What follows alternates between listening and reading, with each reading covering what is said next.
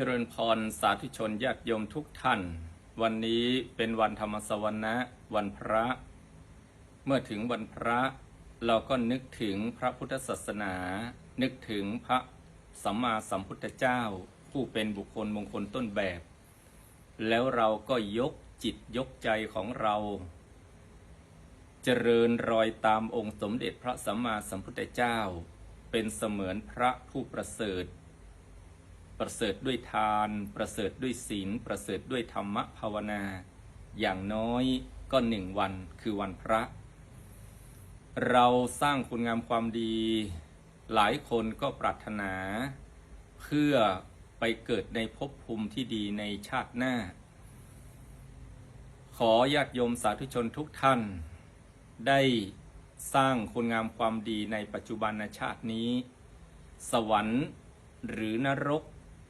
เราไม่ต้องไปหวังเอาสวรรค์นรกหลังจากตายเมื่อไหร่ถ้าเราสร้างคุณงามความดีกายทำดีปากพูดดีใจคิดดีสวรรค์ก็เกิดขึ้นในปัจจุบันชาตินี้เดี๋ยวนี้ความสุขก็เกิดขึ้นทันที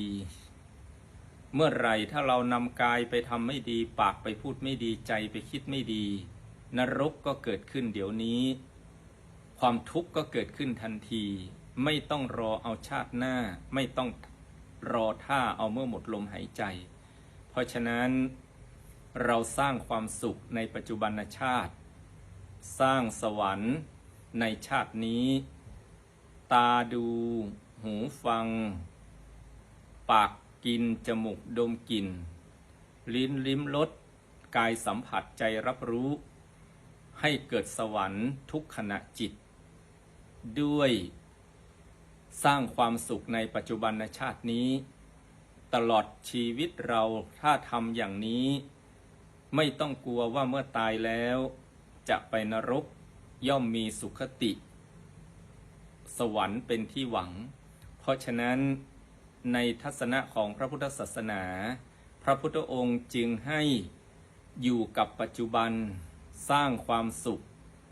สร้างความสำเร็จในปัจจุบันขณะก็เหมือนสร้างสวรรค์ให้เกิดขึ้นทุกวันด้วยกายทำดีปากพูดดีใจคิดดีเมื่อล่วงลับดับสังขารแล้วสร้างเหตุดีอย่างนี้ผลมันย่อมดีย่อมมีความสุขในสุขติภพในสัมปรายภพขออำนวยอวยพรให้สาธุชนญาติโยมทุกท่านมีความสุขความเจริญให้สุขทุกที่ที่มีลมหายใจด้วยกายทำดีปากพูดดีใจคิดดีด้วยกันทุกคนทุกท่านเทอญ